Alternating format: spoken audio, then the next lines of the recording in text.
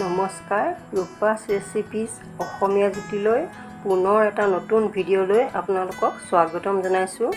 মই আজি পোৰা কলৰ পিটিকা আৰু কঁঠাল গুটিৰ পিটিকা দুখন বনাই দেখুৱাইছোঁ। আহকচোন ভিডিঅ'টো আৰম্ভ কৰোঁ। প্ৰথমতে মই পোৰা কল 3টা আৰু আলু কুকাৰত সিজাই লৈছোঁ। ঠাণ্ডা হোৱাৰ পিছত মই এয়া বাকলিখিনি গুচাই দিছোঁ।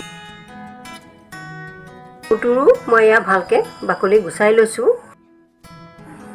পিটিকাটো বনাবৰ কাৰণে মই পিঁয়াজ এটা, জলকীয়া কেইটামান আৰু নহৰু দুফুটাও লগতে লৈ লৈছোঁ।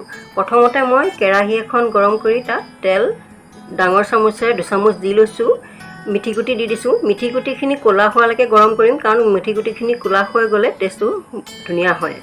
সেইবাবে মই ক'লা হোৱালৈকে গৰম কৰি লৈছোঁ। ইয়াৰ পিছত মই পিটিকাখিনিত নিমখ দি দিছোঁ আৰু পিঁয়াজখিনি সৰু সৰুকৈ কাটি লৈছোঁ, সেইখিনি দি দিছোঁ। লগতে জলকীয়া আৰু নহৰু সৰু সৰুকৈ কাটি লৈ দি দিছোঁ।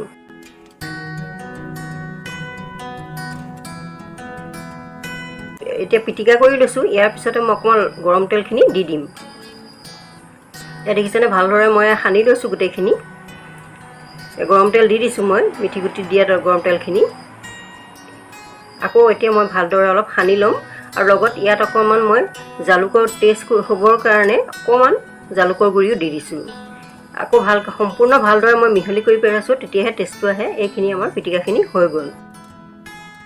দেখিছে নহয়, মই এয়া অলপ পিটিকাখিনি ভাগ কৰিও দেখুৱাইছোঁ। দেখিবলৈও কিমান ধুনীয়া সুন্দৰ হৈ গৈছে। এতিয়া মই কঁঠাল গুটি কেইটামান ভালদৰে ধুই বাকলিকেইটা গুচাই লৈছোঁ। এইখিনি এতিয়া মই কুকাৰত সিজাই ল'ম। কুকাৰত সিজাই লোৱাৰ পিছত যেতিয়া ঠাণ্ডা হ'ল, তেতিয়া মই যিখিনি বাকলি আছিলে সেইখিনি মই গুচাই দিছোঁ। গোটেইখিনি মই বাকলি গুচাই পেলালোঁ, কাৰণ বাকলিখিনি থাকিলে ভাল নালাগিব দেখিবলৈ। গোটেইখিনি আপোনালোকক গুচাই দেখুৱাই দিছোঁ মই। দেখিছেনে, হৈ গৈছে মোৰ এইখিনি।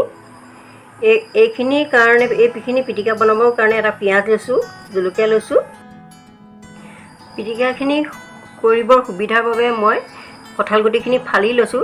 তাত মই পিঁয়াজ, জলকীয়া দি দিছোঁ আৰু লগতে মিঠিগুটি দিয়া তেলখিনিও দি দিছোঁ। ইয়াত মই নিমখো দি লৈছোঁ। এতিয়া মই ভালদৰে সানি পেলাইছোঁ, হাতেৰে ভালদৰে সানি পেলাইছোঁ।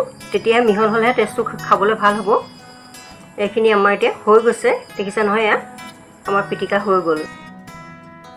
মই কাঁহী এখনত আপোনালোকক পিটিকাকেইটা ভালকৈ দেখুৱাই দিছোঁ। এই বগা বগা পিটিকা, সৰু সৰুকেইটা কঁঠাল গুটি আৰু ডাঙৰ বুঢ়া কলৰ পিটিকা আপোনালোকে নিশ্চয় দেখিছেই। এতিয়া মই সেই পিটিকাখিনি ভাতৰ লগত আপোনালোকক ধুনীয়াকৈ পৰিৱেশন কৰি দেখুৱাইছোঁ। আপোনালোকে নিশ্চয় খাই ভাল পাব বুলি মই আশা ৰাখিলোঁ। যদি ভিডিঅ'টো ভাল পাইছে তেন্তে লাইক কৰিব আৰু চেনেলটো ছাবস্ক্ৰাইব কৰিব বুলি মই আশা ৰাখিলোঁ।